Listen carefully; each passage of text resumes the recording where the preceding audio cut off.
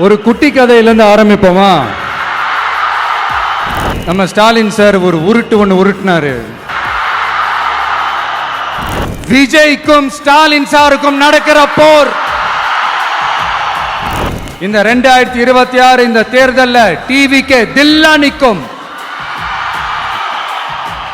மக்களோட மக்களா நிக்கிறான். அந்த மக்கள் அவன் கூட நிக்கிறாங்க. அந்த காண்டு என்ன அசிங்கமா பேசுனா அது மக்கள் அசிங்கமா பேசுற மாதிரி சென்சிட்டிவான சென்டிமெண்ட். மக்களை நேசிக்கிற விஜய் வேணுமா? மக்கள் விரோத ஆட்சி நடத்துற ஸ்டாலின் சார் வேணுமா? அப்படி நாங்கெல்லாம் உங்களுக்கு நண்பர்கள்னா அப்புறம் ஏன் சார் கரூர் விஷயத்துல ஏன் மேல பழி தூக்கி போட்டீங்க? எங்க ஓட்டு எங்க உரிமை.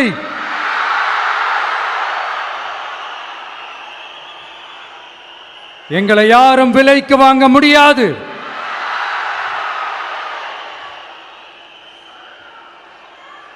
எங்க ஓட்டு விசில் சின்னத்துக்கு தான்.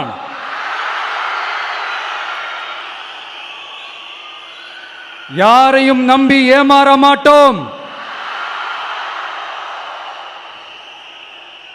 எங்க வார்த்தையிலிருந்து மாற மாட்டோம். இது நிஜம். தேங்க்யூ.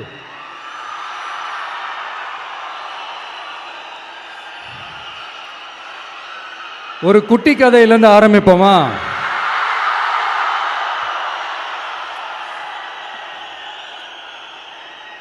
ஒரு பெரிய ஊர், ஒரு 4 ரோடு ஜாயிண்ட் ஆகிற மாதிரி ஒரு ஜங்ஷன், ஒரு பிஸியான ஏரியா, ஆள் நடமாட்டம் அதிகமாக இருக்கக்கூடிய ஒரு ஏரியா. அங்கே சென்டரில் ஒரு முரட்டு ஜல்லிக்கட்டு காலை ஒன்று நின்றுட்டு இருக்குது. காலில் மண்ணை வீசிக்கிட்டு சீறிக்கிட்டு அப்படியே நின்றுட்டு இருக்குது. யாருமே பக்கத்தில் போக முடியல. அந்த இடம் ஒரு கேஷுவலாக மாறணும் அப்படின்னா அந்த காளையை அடக்கி அமைதி ஆக்கினா தான் மறுபடியும் ஒரு பேக் டு நார்மல் சுச்சுவேஷனுக்கு அந்த இடம் மாறும். அந்த ஊரில் இருக்கிற ஒரு சில பேருக்கு மட்டும்தான் அந்த காளை அடங்கும். அவங்க யாருமே அங்கே இல்லை. ஆனால் அந்த க்ரௌடில் இருந்த ஒரு சில பேர், ஆல்ரெடி அந்த காளையை அடக்கணவங்களோட இருந்த ஒரு சில பேர், எங்களுக்கு இல்லாத அனுபவமா? நாங்க பார்க்காத காளையா? நாங்க பார்க்காத மாடா? நாங்க போய் அடக்குறோம்னு சொல்லிட்டு உள்ள போறாங்க. ஒருத்தராலையும் அந்த காளையை தொடக்கூட முடியல. எல்லாரையும் அடிச்சு வீசி தூக்கி போட்டுருச்சு. இப்ப என்னடா பண்றது அப்படின்னு பார்க்கும்போது அந்த கூட்டத்தை விலக்கிட்டு ஒரு சின்ன பையன் ஒரு என்ட்ரி ஒன்று கொடுக்குறான். உங்களுக்கு தான் தெரியும்ல, டேய் எங்களாலே முடியல, நீ எல்லாம் என்னத்தை போய் கிழிக்க போற? எங்களுக்கு அவ்வளோ அனுபவம் இருக்குது. நாங்களே அடிபட்டு ஓரமா படுத்து கிடக்கிறோம். இவன் விளையாட்டுத்தனமா ஏதோ பண்ணிட்டு கிடக்கிறான். பாவம் அந்த காளைகிட்ட போய் அடிபட்டு சாவ போறான். பச்சா பையன், அந்த பையன், இந்த பையன், அண்டர் எஸ்டிமேட் பண்றது, ஏளனமா பேசுறது, இப்படி ஒரு பக்கம். இன்னொரு பக்கம் பரிதாபப்பட்டு ஐயோ பாவமே, இப்படி தனியா போய் மாட்டிக்கிட்டானே அந்த காளைகிட்ட, என்ன பண்ண போறானோ அப்படின்ட்டு ஒரு பக்கம் பரிதாபப்பட்டு பேசுறாங்க. அந்த சின்ன பையன் எதுவுமே காதலையே போட்டுக்காம 2 பாக்கெட்லையும் கையை விட்டுக்கிட்டு ஸ்டைலா கெத்தா தில்லா அப்படியே உள்ள போறான். ஒரு ஸ்டெப் எடுத்து வைக்கிறான், அந்த காலை அப்படியே சீறிக்கிட்டே நின்றுட்டு இருக்குது. இன்னொரு ஸ்டெப் எடுத்து வைக்கிறான், காலை அப்படியே சீறிக்கிட்டே முன்னாடி வருது. மக்கள் எல்லாரும் பதட்டத்தோடு அப்படியே பார்த்துட்டு இருக்கிறாங்க. இன்னொரு ஸ்டெப் எடுத்து வைக்கிறான், காலை அப்படியே முட்டை வரும்போது பாக்கெட்டுக்குள்ள மறைச்சு வச்சிருந்த 2 புல்லுக்கட்டு அதை அந்த காலை கிட்ட காட்டுறான். காலை அப்படியே சடனா வந்து நின்று அது மூடெல்லாம் மாறி அந்த புல்லுக்கட்டை சாப்பிட ஆரம்பிச்சிருச்சு. அந்த சின்ன பையனும் அந்த காளை அப்படியே தடவிக்கிட்டு வரான். காளையும் பக்கத்தில் ஒரு குழந்தை மாதிரி நடந்து வந்துக்கிட்டு வருது. பக்கத்தில் இருந்த ஒரு வயல்வெளியில் அந்த காளையை மேய விட்டுட்டு வரான். மக்கள் எல்லாரும் அந்த பையனை ஆச்சரியமாக பார்க்குறாங்க. அந்த அடிபட்டு கிடந்த அந்த அனுபவசாலிங்க தலையை தொங்க போட்டு நின்றுட்டு இருக்கிறாங்க. ஏன்னா பேசின பேச்சு அப்படி. வாய் இருக்குன்றதுக்காக நக்கலுமா நையாண்டியுமா நச நச நச நசன் ஒரே பேச்சு. என்ன பண்றது, தலையை குனிஞ்சு அப்படியே நின்றுட்டு இருக்கிறாங்க. அங்க ஒரு பெரியவர் வர்றார். வந்து அந்த பையன்கிட்ட கேட்கிறாரு, எப்படிப்பா இப்படி ஒரு முரட்டு காலை சீறிட்டு நின்றுட்டு இருந்தது, எப்படி அந்த காளையை அடக்கின அப்படின்னு கேட்டதுக்கு அந்த பையன் சொல்றான், ஐயா எனக்கு அந்த காளையை பார்த்தா கோபமாக இருந்த மாதிரிலாம் எனக்கு தெரியல, அந்த காலை பசியோடு இருந்த மாதிரி இருந்தது. அதனால தான் அந்த புல்லுக்கட்டை காமிச்சவொடனே ஓகே நமக்கு தேவையானது கிடச்சிருச்சு அப்படின்னோடனே அந்த புல்லுக்கட்டை சாப்பிட்டுட்டு நம்மளோட அப்படியே ஜாலியாக வாக்கிங் வந்துருச்சு அப்படின்னு சொன்னான். இதை கேட்ட அந்த பெரியவர் சொன்னாராம், இந்த சின்னவங்க பெரியவங்க அனுபவம் இருக்கிறவங்க அனுபவம் இல்லாதவங்க இதெல்லாம் விஷயமே கிடையாது.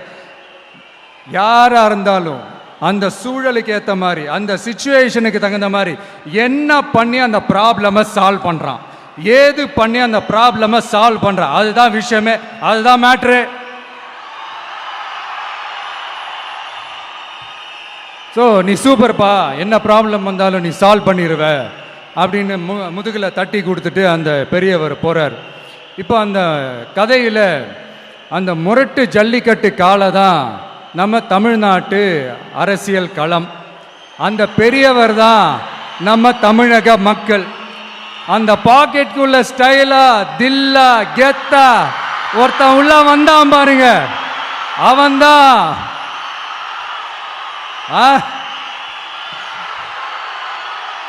நான் இல்லைங்க, நான் இல்லை, நானு நீங்க நாம எல்லாருமா சேர்ந்து மாபெரும் மக்கள் சக்தியா இருக்கக்கூடிய நம்ம டிவிக்கு, அதுதான் அந்த சின்ன பையன்.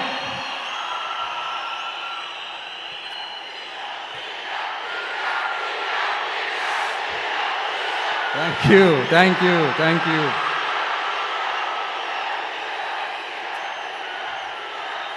மக்களை நேசிக்கிற ஒரு நல்ல தலைமை இல்லாததுனால இத்தனை வருஷமா வேற வழி இல்லாம ஸ்டாலின் சார் கொடுத்த அந்த பொய்யான வாக்குறுதிகள் எல்லாத்தையும் நம்பி ஏமாந்த நம்ம மக்களுக்கு சரியான நேரத்தில் ஒரு வெகுஜன மக்கள் இயக்கமா வந்தது தான் நம்ம டிவிக்கு. அந்த முரட்டு ஜல்லிக்கட்டு கால கதை ஏன் சொன்னோம், எதுக்கு சொன்னோம், யார் யாருக்கெல்லாம் சொன்னோங்கிறது புரிய வேண்டியவங்களுக்கு புரியும் நினைக்கிறேன்.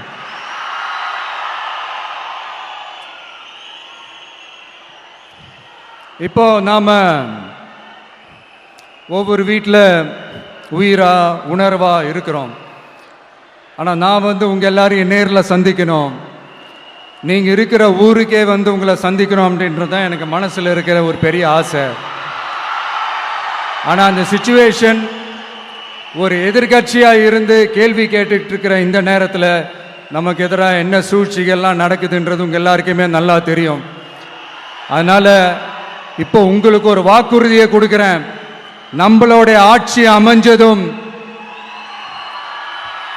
ஒவ்வொரு கிராமத்துக்கும் நான் நேரடியா வந்து என்னுடைய சொந்தங்களாகிய உங்க எல்லாரையும் நான் சந்திக்கிறேன்.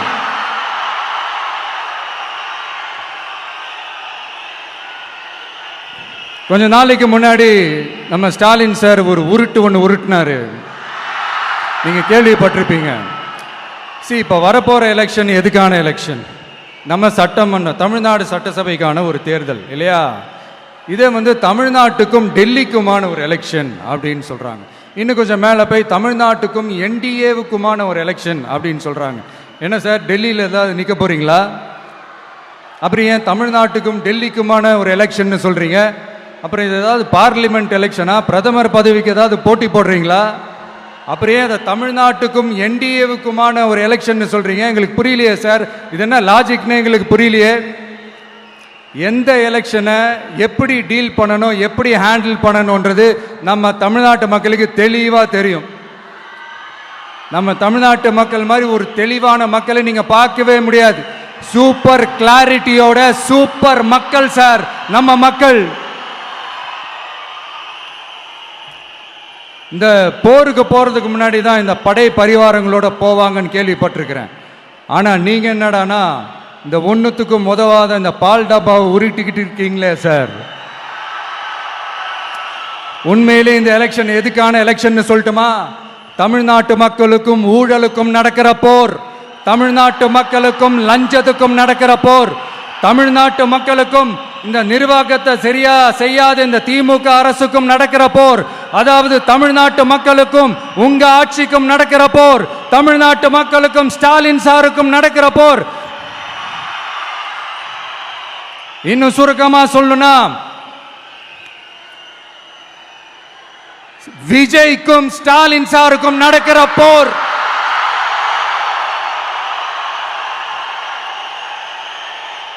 இதுக்கு நடுவுல இந்த என்டிஏ டெல்லி இதெல்லாம் என்ன லாஜிக்னே புரிய மாட்டேங்குது சார்.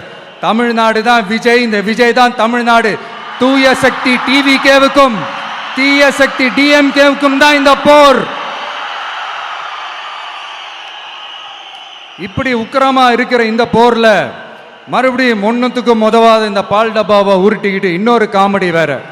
அது என்னடானா அவரோட ஆட்சியில தான் தமிழ்நாடு சூப்பர் ஸ்டார் மாநிலமா இருக்குதான். கரெக்ட், தமிழ்நாடு சூப்பர் ஸ்டார் மாநிலம் தான். காமராஜர் அவர்கள் டைம்ல, அண்ணா அவர்கள் டைம்ல, எம்ஜிஆர் அவர்களோட ஆட்சியில. இன்னைக்கு ஒன்னுத்துக்கும் உதவாத இந்த உல்டா மாடல் ஆட்சியில தமிழ்நாடு சூப்பர் ஸ்டார் மாநிலமாலாம் ஒண்ணு இல்ல, சூப்பர் ஸ்டாண்ட் அப் காமெடிக்காரர் நடத்துற மாநிலமா மாறிடுச்சு. மக்களே, உங்களுக்காக மட்டுமே தான் வர தடைகள், சதிகள், சூழ்ச்சிகள் எல்லாத்தையும் தாண்டி இந்த 2026 இந்த தேர்தலில் டிவிக்கு தில்லா நிற்கும்.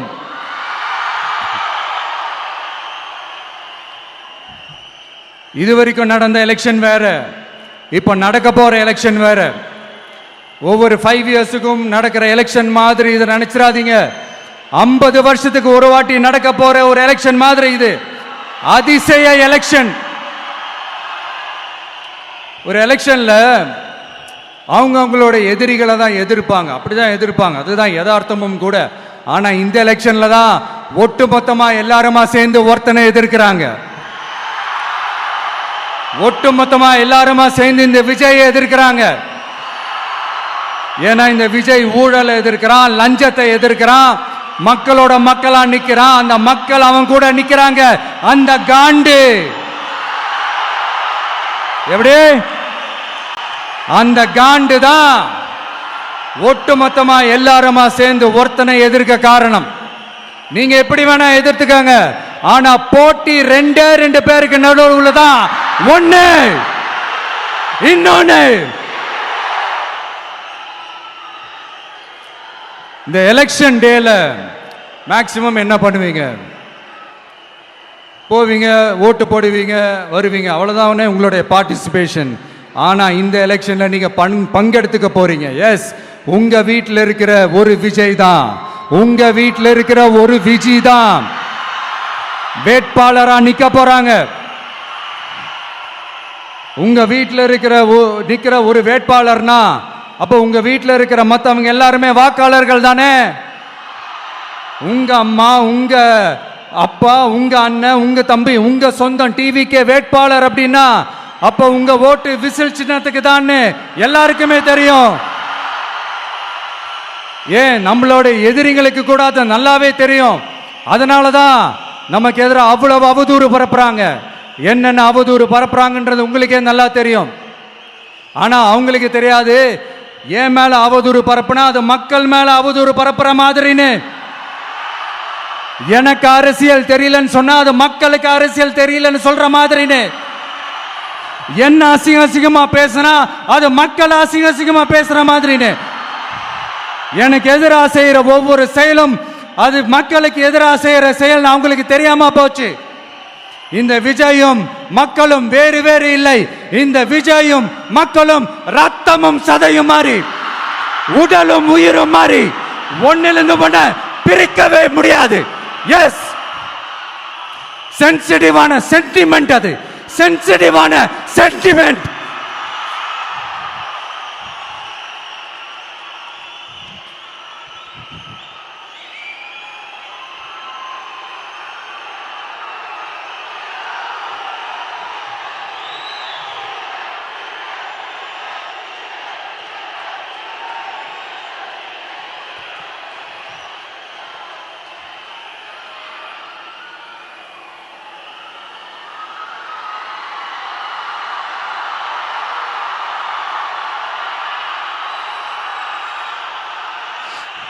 நாம் சாரி, இதை யாரும் அசைக்க முடியாது. மக்களை நேசிக்கிற விஜய் வேணுமா, மக்கள் விரோத ஆட்சி நடத்துற ஸ்டாலின் சார் வேணுமா? இந்த விஜய் நம்புறீங்களா, ஸ்டாலின் சார் நம்புறீங்களா? Proof, this is the proof.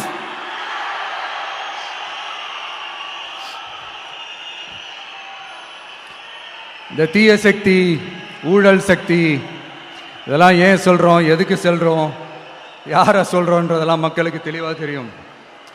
அதே மாதிரி டிவிகேவுக்கு போட்டி டிஎம்கே தான்றதும் மக்களுக்கு தெளிவாக தெரியும். அப்படி இருக்கும்போது நாம் ஏதாவது பேசினா வாண்டடா சில பேர் வந்து வண்டியில் ஏறி உட்காந்துக்கிறாங்க.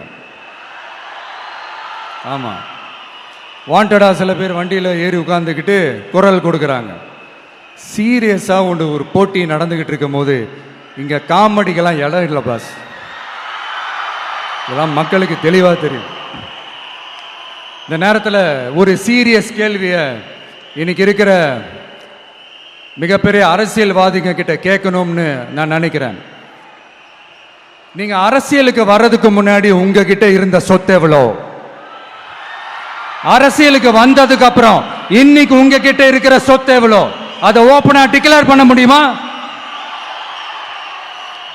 அப்படி வந்த காசெல்லாம் என்னென்ன தொழில் செஞ்சு வந்துச்சு, என்ன வேலை செஞ்சு வந்துச்சு, உண்மையிலே நீங்க உழைச்சி சம்பாதிச்ச காசா, இல்ல ஆட்சி அதிகாரத்துக்கு வந்ததுக்கு அப்புறம் ஆட்டைய போட்ட காசா? இதெல்லாம் ஓபனா டிக்ளேர் பண்ண முடியுமா? இதெல்லாம் நம்ம கேட்டா எல்லா ஊழல்வாதிகளும் ஒன்னா சேர்ந்து நம்ம மேல சேத்தவாரி வீசுவாங்க. அதை பத்தியெல்லாம் நமக்கு கவலை இல்லை. ஏன்னா நாம யாருன்னு மக்களுக்கு நல்லாவே தெரியும். எனக்கு ஒரு புது ஃப்ரெண்ட், புது நண்பர் ஒருத்தர் கிடைச்சிருக்காரு. யார் தெரியுமா? தெரியாதா? முதல்வர் அவர்கள் தான். இப்போ ஒரு நிருபர் ஒருத்தர் கேட்ட கேள்விக்கு எனக்கு எதிரிகள்லாம் யாரும் இல்லை, அவங்க எல்லாருமே எனக்கு நண்பர்கள் தான் அப்படின்னு சொன்னாங்களே. அப்படி நாங்கெல்லாம் உங்களுக்கு நண்பர்கள்னா அப்புறம் ஏன் சார் கரூர் விஷயத்துல ஏன் மேல பழி தூக்கி போட்டீங்க?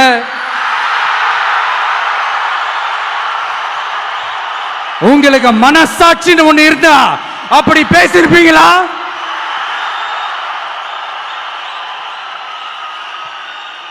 அப்படி நாங்களாம் உங்களுக்கு நண்பர்கள்னா ஒரு ஈவெண்ட், ஒரு ஃபங்க்ஷன் நடத்துறதுக்கு ஒரு இடமோ ஒரு பர்மிஷனோ ஏன் கொடுக்க மாட்டேன்றீங்க? எல்லாத்தையும் நீங்களே பண்ணிட்டு போற போக்கில் அப்படியே பொய்களா அடிச்சு விட்டுக்கிட்டு இருக்கீங்க. உங்களோட உண்மையான நண்பர்கள் யாருன்னு சொல்லட்டுமா? லஞ்சம், ஊழல், அரசியல் ஆதாயம், இதெல்லாம் தான் உங்களோட உண்மையான நண்பர்கள். பர்சனலா நீங்க எப்படி வேணா இருந்துக்கங்க சார், நமக்கு அதை பத்தி கவலை இல்லை, நமக்கு அது அவசியமும் இல்லை. ஆனா உங்க ஆட்சி தான் தப்பான ஆட்சி, தமிழ்நாட்டுக்கு தேவையில்லாத ஆட்சி. கொஞ்ச நாளைக்கு முன்னாடி கற்பனையா ஒரு விஷயம் ஒன்று சொன்னேன். இந்த முதல்வர் கூட விசில் சின்னத்துக்கு தான் வாக்களிப்பாரு அப்படின்ட்டு கற்பனையா ஒன்று சொன்னேன். ஆனா இன்னைக்கு நிஜமாவே நமக்கு ஆதரவா ஒரு கோஷத்தை எழுப்பியிருக்கிறாங்க. அது என்ன தெரியுமா? எங்க வாக்கு சாவடி வெற்றி வாக்கு சாவடியா. அதுக்கு அர்த்தம் என்ன தெரியுமா? எங்க வாக்கு சாவடி விஜய் வாக்கு சாவடின்னு அர்த்தம்.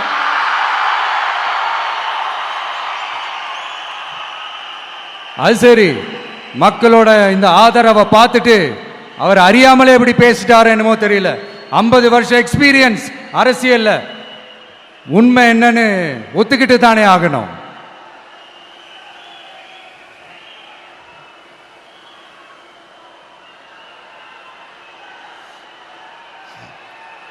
ஜனநாயகம்ங்கிறது பெரும்பான்மை ஆட்சி அதிகாரம் சார்ந்தது மட்டும் இல்ல, சிறுபான்மை மக்களின் உரிமைகள் உணர்வுகளும் புனிதம்னு நினைச்சு அதையெல்லாம் காப்பதற்கு பெயர் தான் ஜனநாயகம்னு 1963 அறிஞர் அண்ணா பார்லிமெண்ட்ல பேசினதை நாம இங்க சொல்றது ரொம்ப பொருத்தமா இருக்கும்.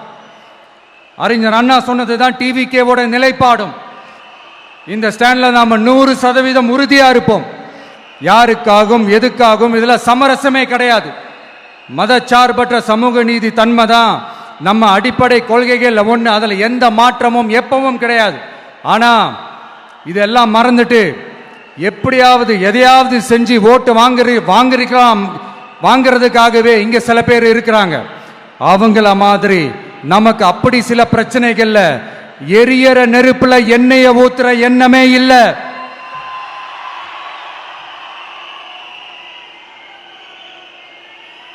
இங்க சில அரசியல் கட்சிகளும் சில அரசியல் தலைவர்களும் ஒரு சில நேரங்களில் அமைதியா இருந்தாலே போதும், ஒரு பிரச்சனையும் வராது.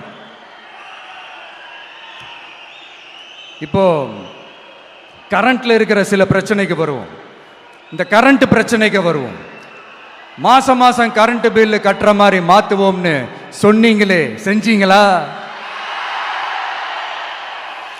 நிறைய வீடுகளில் 100 யூனிட் தான் அந்த கரண்ட்டு செலவாகுது ஒரு மாசத்துக்கு.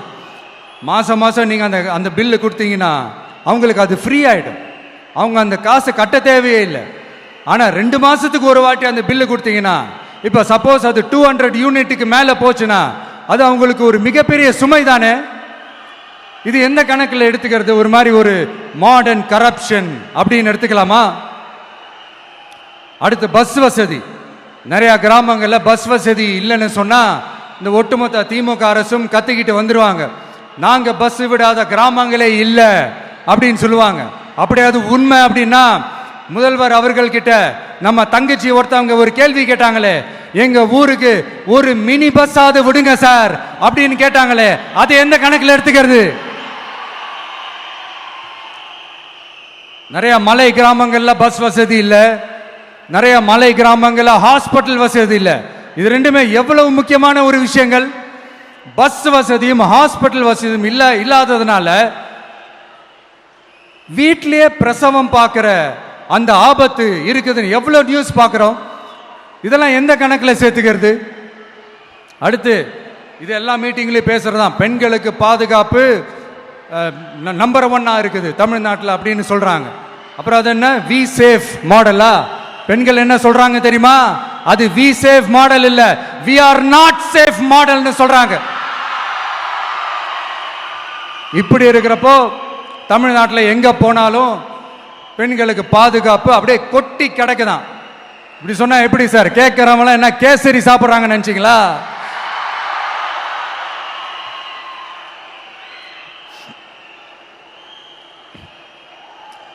அடுத்து இந்த சட்டம் ஒழுங்கு, அது காணாம போய் ரொம்ப நாள் ஆச்சு. இவன் வேற, இந்த விஜய் வேற, எங்க போனாலும் இந்த மக்கள் கிட்ட இந்த சட்டம் ஒழுங்கை பத்தி பேசி ஞாபகப்படுத்திக்கிட்டே இருக்கான்னு முதல்வர் அவர்கள் அவங்க கூட இருக்கிறவங்க கிட்ட எல்லாம் சங்கடப்பட்டாராம். நாம் என்ன பண்றது? நாம தான் தமிழ்நாட்டோட விசில் ப்ளோயர் ஆச்சே. நாம் எப்படி சைலண்டா இருக்க முடியும்? நாமளும் கேள்வியா கேட்கிறோம், ஆனா பதிலெல்லாம் வந்த மாதிரியே தெரியல. இருந்தா தானே வர்றதுக்கு, வச்சுக்கிட்டா வஞ்சனை பண்றாரு. 5 வருஷமா பதிலே சொல்லாம அப்படியே கடந்து வந்துட்டாரு. ஆனா இனிமே அப்பெல்லாம் இருக்க முடியாது, பதில் சொல்லி ஆகணும். மக்களே, இந்த தீய சக்தி, இந்த அட்ராசிட்டிய ஒரு எண்டு கார்டு போடணும் அப்படின்னா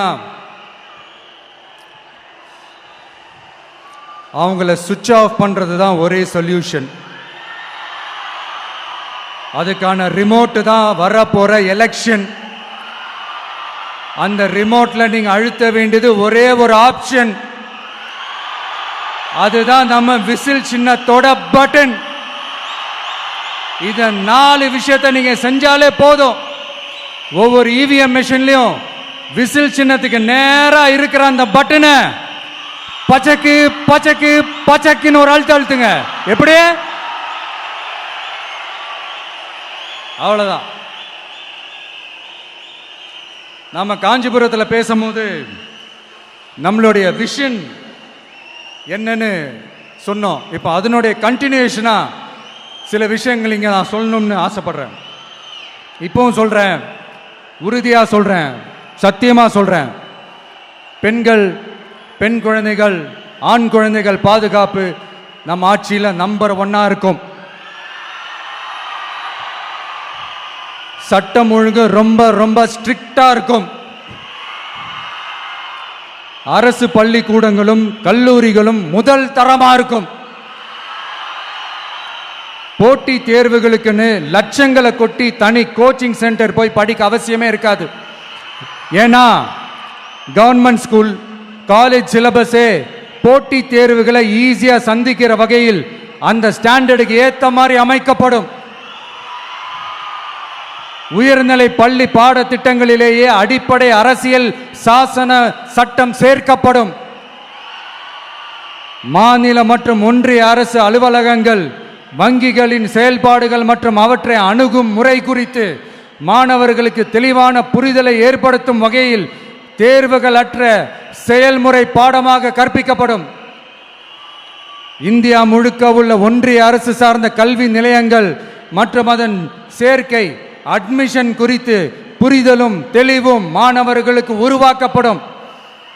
அனைத்து அரசு பள்ளிகளிலும் பெண் குழந்தைகளுக்கு சுத்தமான, சுகாதாரமான மற்றும் தரமான கதவுகள் பொருத்தப்பட்ட ரெஸ்ட் ரூம்கள் அமைப்பது உறுதி செய்யப்படும். போதைப் பொருட்கள் இல்லாத தமிழகம் உருவாக்கப்படும்.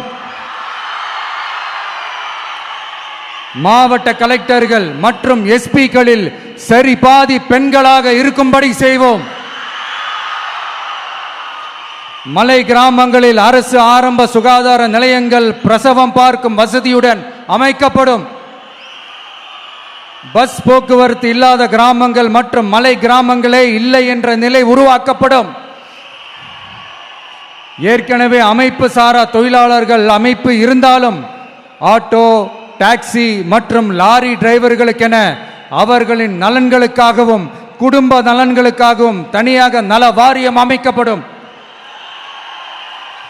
தென் தமிழகம் உட்பட தமிழகத்தின் தேவையான பகுதிகளில் தொழிற்சாலைகள் அமைக்கவும் தொழில் வளம் பெருக்கவும் தனி கவனம் செலுத்தப்படும். விவசாயிகள், மீனவர்கள் மற்றும் நெசவாளர்களின் கருத்துக்களை அறிந்து அவர்களுக்கான திட்டங்கள் காலத்தின் தேவைக்கேற்ப உருவாக்கப்படும். இப்போ நம்ம ஸ்டாலின் சார் அறிவாலயம் பக்கத்தில் யாரு நடந்து போனாலும், அறிவாலயம் பக்கத்தில் யாரு நிழலுக்கு ஒதுங்கினாலும் கூட்டணியில் சேர்த்துக்கிறார். அந்த வச்சிருக்கிற பணத்தில் ஒரு பங்கு ஒன்று கொடுத்து, இந்த அதுக்கு பேர் கல்லாப்பெட்டி கூட்டணின்னு வச்சிருக்கிறேன். இந்த கல்லாப்பெட்டி கூட்டணியை ரொம்ப கஷ்டப்பட்டு சேர்த்திருக்கிறார். ஆனால் அவருக்கு நான் சொல்றேன், இந்த அறத பழைய கூட்டணி கணக்குகளோ இந்த கொள்ளையடிச்ச பணத்தையே வச்சு எங்க மக்களை ஏமாத்தி எல்லாம் ஜெயிக்க முடியாது.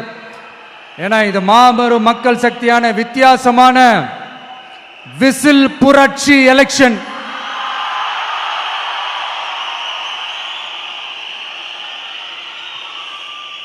உங்களோட நான் இருக்கேன், நம்மளோட நம்ம மக்கள் இருக்கிறாங்க. இதுக்கு மேல என்ன வேணும்? கான்பிடென்டா இருங்க, நல்லதே நடக்கும், வெற்றி நிச்சயம். மீண்டும் சந்திக்கும் வரை நன்றி, வணக்கம்.